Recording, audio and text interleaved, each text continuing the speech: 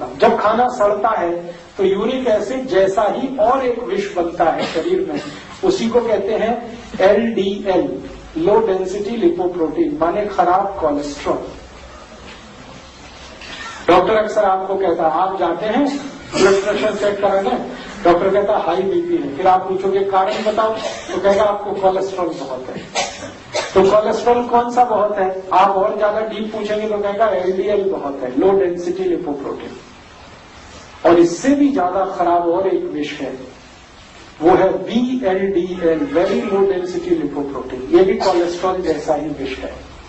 अगर VLDL बहुत बढ़ गया तो भगवान भी नहीं बचा सकता। कितनी खराब स्थिति है शरीर। और एक उदाहरण देता है, खाना जब सड़ता है पेट में तो इसी में से कुछ और भी जहर बनते हैं। उन जहर के कुछ नाम हैं, अंग्रेजी में हम कहते हैं ट्राइग्लिसराइड्स। डॉक्टर आपको डायग्नोज करके कहता है कि आपका ट्राइग्लिसराइड्स बहुत बढ़े हुए हैं, समझ लीजिए विष निर्माण हो रहा है शरीर में। तो कोई यूरिक एसिड के नाम से कहे, कोई कोलेस्ट्रॉल के नाम से कहे, कोई LDL के नाम से, VLDL के नाम से कहे, या ट्राइग्लिसराइड, समझ लीजिए ये सब विष हैं। और ऐसे विष 103 हैं। मैंने आपको 4-5 नाम दिए। ये सारे विष तब बनते हैं जब खाना नहीं पचता, खाना सड़ता है। मतलब समझ लीजिए किसी का कोलेस्ट्रॉल बढ़ा हुआ है तो एक ही मिनट में ध्यान आना चाहिए खाना पच नहीं रहा है। कोई कहता मेरा ट्राइग्लिसराइड्स बहुत बढ़े हुए हैं तो एक ही मिनट में डायग्नोज कर लीजिए आपके खाना पच नहीं रहा है। कोई कहता है यूरिक एसिड बढ़ा हुआ तो एक ही मिनट आपको लगना चाहिए ये समझने में खाना पच नहीं रहा, क्योंकि खाने के पचने पर इनमें से कुछ नहीं बनता। खाने के पचने पर बनता है मांस, मज्जा, रक्त, धीरे, बल, मूत्र, अस्थि, मेद, ये सब पचने पे बनता है। नहीं पचने पर क्या बनता है? Uric acid, triglyceride, cholesterol, LDL, VLDL, ये सब बनते हैं। और यही आपको रोगों का कारण बना देते हैं, माने आपके शरीर को रोगों का घर बना देते हैं। तो हमें ध्यान किस बात पर देना है? जिंदगी में सबसे ज्यादा ध्यान ये देना है कि जो हम खा रहे हैं वो पूरा ठीक से पचना चाहिए। और खाना ठीक से पचना चाहिए, इसके लिए पेट में आग जलनी ही चाहिए, क्योंकि बिना आग के खाना पकता नहीं है और पचता भी नहीं। रसोई में आग नहीं है, आप कुछ नहीं बना सकते। पेट में आग नहीं है, कुछ नहीं पचा सकते। तो महत्व की बात है खाना खाना नहीं, महत्व की बात है खाने को पचाना। आपने क्या खाया, कितना खाया, ये इमैटीरियल है। कोई कहता मैंने 100 ग्राम खाया, कोई 200 ग्राम, कोई 500 ग्राम, ये इमैटीरियल है। पचाया कितना उसमें से, वो मटीरियल है, वो महत्व का है। आपने 100 ग्राम खाया और 100 ग्राम पचाया, बहुत अच्छा है। और 200 ग्राम खाया और सिर्फ 100 ग्राम पचाया, बहुत बेकार है। आपका रिपोर्ट कार्ड बहुत खराब है। 500 ग्राम खाया और उसमें से 200 ग्राम भी पचा नहीं सके तो बहुत खराब है। अगर 100 ग्राम खाके 200 ग्राम खाके पूरा पचा लिया तो बहुत अच्छा आपका रिपोर्ट कार्ड है। तो हमें ध्यान ये रखना है कि खाना खाना महत्व का नहीं, खाने को पचाना। और खाने को पचाने के लिए महत्व की चीज है अग्नि। तो अग्नि जलेगी तो खाना पचेगा। इसका मतलब खाना खाते ही पानी नहीं पिएंगे तभी अग्नि जलेगी, तभी खाना पचेगा, तभी उसमें से मांस, मज्जा, रक्त, वीर्य, मलमूत्र बनेगा। तो ये सूत्र दिया गया, खाना खाते ही तुरंत पानी नहीं पीना। कितनी देर तक? हाँ, बहुत अच्छा सवाल है। यही सवाल आना ही चाहिए आपके मन में कि ठीक है, बात तो अभी समझ में आ गई कि खाने के तुरंत बाद तो पानी नहीं पीना, लेकिन कितनी देर तक? अब ये जो देर वाला किस्सा है इसको समझ लें। हम जब खाना खाते हैं उसके पचने की 3 अवस्थाएं हैं। पहली अवस्था ये है कि जो कुछ आपने ठोस खाया और द्रव खाया, ये दोनों एक दूसरे में मिक्स होता है, सॉलिड और लिक्विड। अब सॉलिड और लिक्विड एक दूसरे में मिक्स होता है तो खिचड़ी बनता है, उसको पेस्ट कहते हैं अंग्रेजी में। हिंदी में कहें तो खिचड़ी। तो आपके शरीर में खाया हुआ सॉलिड और लिक्विड दोनों एक दूसरे में मिक्स होता, पेस्ट बनता। ये पेस्ट बनने की अवस्था 1 घंटे 30 मिनट तक रहती है शरीर में, और 1 घंटे 30 मिनट तक ही अग्नि भी जलती है पेट में।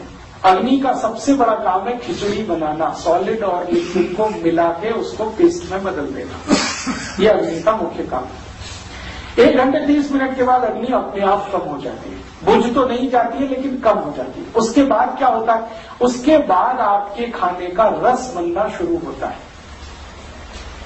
अब आप जानते हैं कि जब भी किसी चीज का रस बनेगा तभी उसमें पानी की जरूरत आएगी। आपको अगर मैं ये कहूं कि आम का रस बनाइए तो आम का छिलका उतारेंगे, फिर उसका पल्प निकालेंगे, गूदा निकालेंगे, फिर पानी मिलाएंगे तभी रस तैयार होगा। वो पानी चाहे दूध के रूप में मिलाए या सीधे पानी मिलाए। चीकू का मैं कहूंगा आपको रस निकालिए तो आप वही करेंगे, पल्प निकालेंगे फिर पानी मिलाएंगे। जब भी रस निर्माण होता है बिना पानी के नहीं होता, तो पेट में भी रस का निर्माण बिना पानी के नहीं होने वाला। तो जब 1.5 घंटे के बाद ही रस बनना है तो आप खाना खाने के 1.5 घंटे के बाद ही पानी पीना।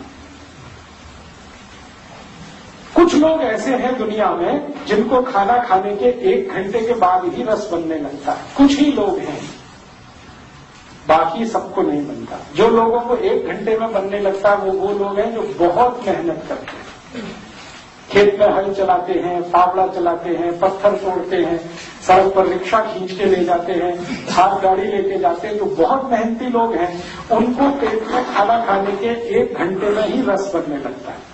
तो वो लोग जो ज्यादा मेहनत करते हैं वो खाने के 1 घंटे बाद ही पानी पी सकते हैं। लेकिन जो आपके जैसे मेरे जैसे लोग हैं, कम मेहनती हैं, हमको 1.5 घंटे बाद ही पानी पीना अच्छा है।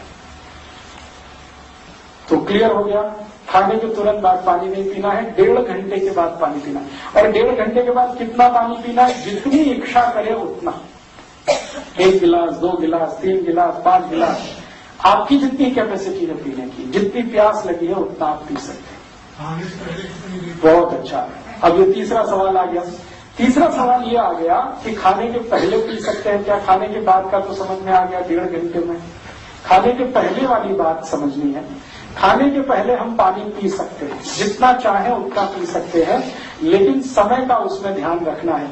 खाना खाने से 48 मिनट पहले, 48 मिनट्स, 48 मिनट पहले। आप बोलेंगे ये 48 मिनट का क्या कैलकुलेशन है, 1 घंटा क्यों नहीं कहा मैंने, 48 मिनट क्यों कहा, 50 मिनट भी कह सकता था।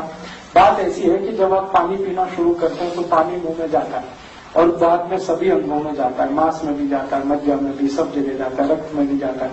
और अंत में पानी जो सरप्लस होता है, माने जरूरत से ज्यादा होता है शरीर को, वो मूत्र पिंड में आके इकट्ठा हो जाता है। बाद में आप यू मूत्र के साथ उसको बाहर निकाल देते हैं। तो मुंह में पानी शुरू किया, मूत्र पिंड तक आने में उसको 48 मिनट ही लगता है। तो आयुर्वेद में ये कहा गया कि जब ये 48 मिनट पूरा हो जाए और वो मूत्र पिंड में स्थिर हो जाए तो पेट तो खाली हो गया ना, तभी खाना खाना।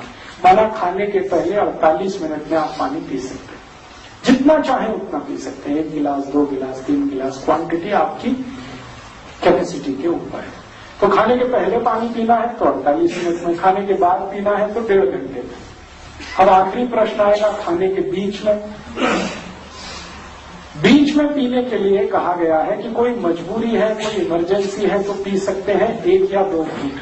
तो इमरजेंसी मजबूरी क्या हो सकती है, मान लो खाना खाते खाते गले में फंस गया, अब मजबूरी आ गई तो आप पानी पी सकते हैं 1 सिप या 2 सिप, ठीक है।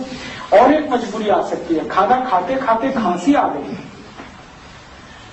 तो फिर समस्या है, तो भी आप 1-2 सिप पी सकते हैं। और एक तीसरी ऐसी ही एक मजबूरी है, वो मजबूरी आयुर्वेद में ये कही गई है कि जब आप 2 अन्न का खाना खाएं तो बीच में जरूर पानी पीना है। 2 अन्न का खाना मतलब रोटी खा रहे हैं गेहूं की और चावल भी खाना है आपको। चावल एक अन्न है, गेहूं दूसरा अन्न है। मक्के की रोटी खा रहे हैं और उसके साथ चावल खा रहे हैं, मक्की एक अन्न है, चावल दूसरा है। बाजरी की रोटी खा रहे हैं और चावल खा रहे हैं, बाजरी एक अन्न है, चावल दूसरा है। ज्वार की रोटी खा रहे हैं तो ज्वार एक अन्न है, चावल दूसरा है। तो जब भी 2 अन्न का खाना आप खाते हैं तो एक अन्न खाने के बाद दूसरा खाने से पहले थोड़ा पानी जरूर पीना। अनिवार्य? हाँ, अनिवार्य है। नहीं पिए तो नुकसान कुछ नहीं होगा, लेकिन पिएंगे तो फायदा बहुत होगा। तो खाने के बाद पानी कैसे पीना, घटाघट पीना चाहिए? मैं बताऊंगा, एक एक करके बताऊंगा। हम जब पानी पिएंगे तो 2 अन्न का खाना जब हम खा रहे हैं, गेहूं खा लिया, रोटी, अब हमको चावल शुरू करना है, तो रोटी खाने के बाद चावल शुरू करने के पहले 1-2 सिप पानी पी लीजिए। क्यों पी लें? आपके पेट में एंजाइम्स जो है ना पचाने के लिए वो अलग अलग है। गेहूं को पचाने के लिए अलग एंजाइम्स हैं, चावल वाले अलग है, मक्की के अलग है, बाजरी के अलग है, ज्वार के अलग है, सभी अन्न को पचाने के लिए एंजाइम्स अलग है। तो जब आप रोटी खा रहे थे गेहूं की, तो रोटी वाले एंजाइम सक्रिय हैं, वो एक्टिव है, रोटी को पचाने के लिए सारी व्यवस्था कर रहे हैं। अब अचानक से चावल खाना शुरू किया तो चावल वाले एंजाइम्स को सक्रिय करना पड़ेगा और रोटी वाले को थोड़ा सा डाउन करना पड़ेगा, तो वो पानी से ही होता है। तो इसलिए 1-2 घूंट पानी पी लीजिए, तो फिर चावल वाले एंजाइम सक्रिय हो जाएंगे चावल खाने के समय। ऐसे ही चावल के बाद और कोई तीसरा अन्न खा रहे हैं तो फिर बीच में थोड़ा सा पानी पी लीजिए। ये पानी बीच में जो पीना है वो 1-2 सिप से ज्यादा नहीं है। मिक्स करके खाते रहते हैं। इस पर मैं उत्तर दूंगा, लेकिन थोड़ी देर के बाद। अभी हम जो बात कर रहे हैं वहां तक सीमित है कि हमको बीच में पानी पीना है क्या। तो बीच में पानी पीने के लिए 3 कंडीशन मैंने बताई। या तो गले में खाना फंस गया तो मजबूरी है, या तो खांसी आ गई मजबूरी है। लेकिन पॉजिटिवली जो बिना मजबूरी का काम है वो ये कि एक अन्न खाने के बाद दूसरा शुरू होने से पहले 2-3 सिप पानी पी लीजिए, उसके बाद दूसरा अन्न शुरू करें। अब आखिरी बात जो इस एक नियम से जुड़ी हुई है वो ये कि ठीक है, हमको समझ में आ गया खाने के 1.5 घंटे बाद पानी पिएंगे, लेकिन खाने के तुरंत बाद कुछ और पी सकते हैं क्या, पानी को छोड़कर?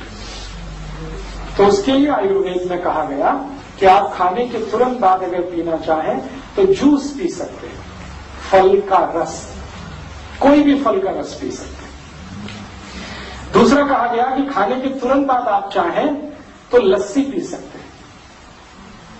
और तीसरा कहा गया कि खाने के तुरंत बाद आप चाहें तो दूध पी